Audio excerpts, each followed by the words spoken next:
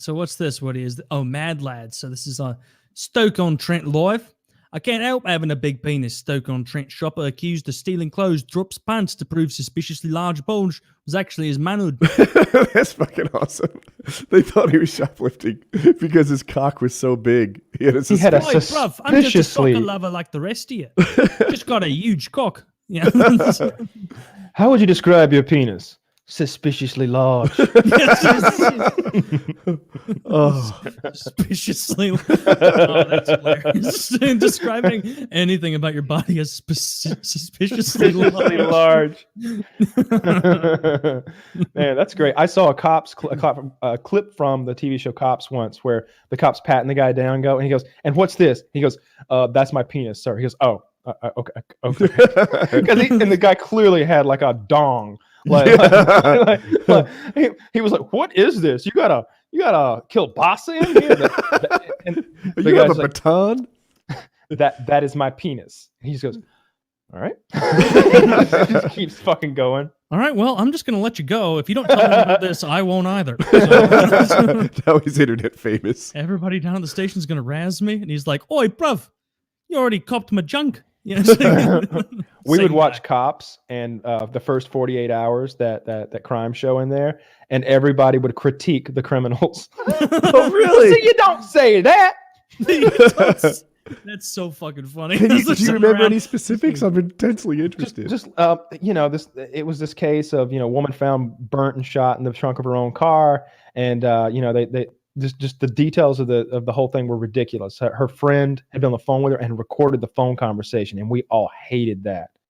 They're like, snitch. So she could go to the cops the next day and be like, "This is the last time we talked from last night," and she plays a recording of them having a phone conversation. We're all like, "What the fuck is that fat bitch got her recorded for?" I was like, and I meant it. I was like, I don't want anybody fucking recording me on the phone.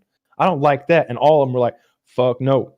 You ain't recording me on no damn phone." I record you 5 hours a week. Yeah, but I know about it. It's consensual. It's consensual. This is phone rape. Yeah. This is sneaky. But every step of the way, the guy who That's what they did to poor Mel Gibson. That's true. That bitch tricked him. Alec Baldwin.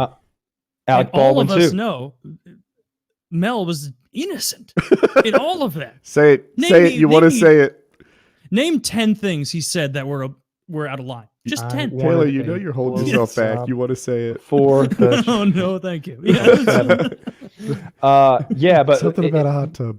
The guy that had actually committed the murder, while he's in the interview room, he's like, "Can I take a picture in here?" And the cop's like, "Yeah, sure." He takes a selfie of himself in the interview room.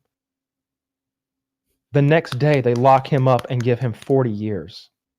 At least he got a funny joke out of it. I guess so. I hope it was worth it. I guess he's guilty. He was guilty. He had DNA. He tried to burn her and her car up, and he left his basketball shorts with his DNA in her car, and they didn't burn up. And on his Facebook is a picture of him wearing the fucking shorts. There's cum all over your basketball shorts. Like, why? If you're completely exhausted and you're being interviewed by the police and you fall asleep, does that imply you're guilty or innocent? I've seen it on a bunch of TV shows. Like, guilty people never fall asleep, or innocent people. Guilty people never. Like, who's? It was one of those two. No, which one? Should I try and sleep or It's not? like you're trying to decide if she's a witch or not. Yeah. Well, if she weighs more than a Bible, she's a witch. I think it's if she weighs less in the Bible, sir. Well, she's probably a witch regardless. Don't care. Very small rocks. What else floats? They wrote down things that. No, that's from the King. I watched this recently, probably I think a little before you went to prison, where like they're all like musing over the right answer, and then the King so loudly and proudly and wisely is like, "A duck." The back of it. Oh, who is this then? Yes. My lord is learned. Yeah. I love that so shit. fucking That's my favorite thing from them. I love the show too. Yeah, man. It's been an interesting couple months here. What do you got here? This? Do we change the definition of literally? Oh, I hope. I just put it out there. I know it irks me. Okay, so let me lay it out there. is it ever okay to mean literally to mean figuratively, right? Now, everyone kind of knows at a high level that language changes and evolves. This is a way that literally should literally mean literally, according to me. But it turns out so many people have used literally to mean really. Figuratively. Right. But like in a sense, they say, you know, like that thing was literally heavy. Or, that's not a good one. But, you know, he was literally on fire is an example. That turns I'm out literally going to die if I don't get a cigarette. Literally means figuratively now, too. In effect, I hate virtually. It. There's a couple of little grammatical, like conversational faux pas that I have. One of them is when someone says, man, he could care less about us. All right, well, I think what you're trying to imply is that he cares very little for you. And so therefore you should have said he couldn't care less about me because he cares so little. The bar is as low as it can go. If you say he could care less, then you're not at the bottom of his caring level yet. You're still at least mid-level care. Yes. I hate it. I hate it when people do that. Yeah, it should also, I guess, be I couldn't give a shit. Not I could. Absolutely. Yeah. Yeah. I could give a shit what he thinks. So you could give a shit. Yeah. Well, yeah, but just a shit. That's all. That's not. I don't think you understand how this idiom works. I don't think. Come on.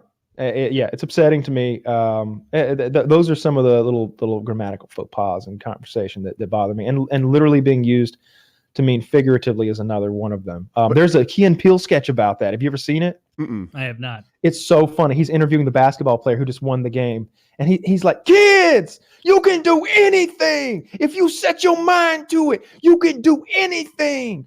Open the windows of your house, spread your wings, and you can fly to the moon. If you believe it enough, you can walk on the expressway and transform into a car, literally." And the reporter's like, "I think what you mean is figuratively." "No, you can literally fly, kids, children, 8 to 12 years old. Get up out your beds, go to the window, jump, and fly into the night. Soar!" And then it cuts, and now he's at one of those press conferences where he's like, you know, they wear those ridiculous zoot suits and shit. He's sitting there, and he's like got his sunglasses on and his suit. He's like, "Oh, I would like to apologize to all of the families who were affected, all the children who lost their lives. I have now, since my interview, learned the definitions of both literally and figuratively,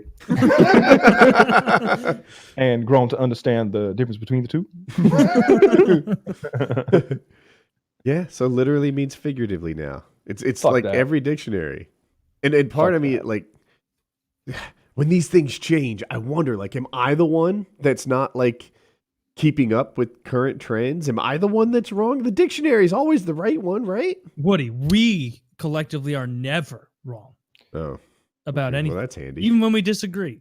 We're all good. Yeah.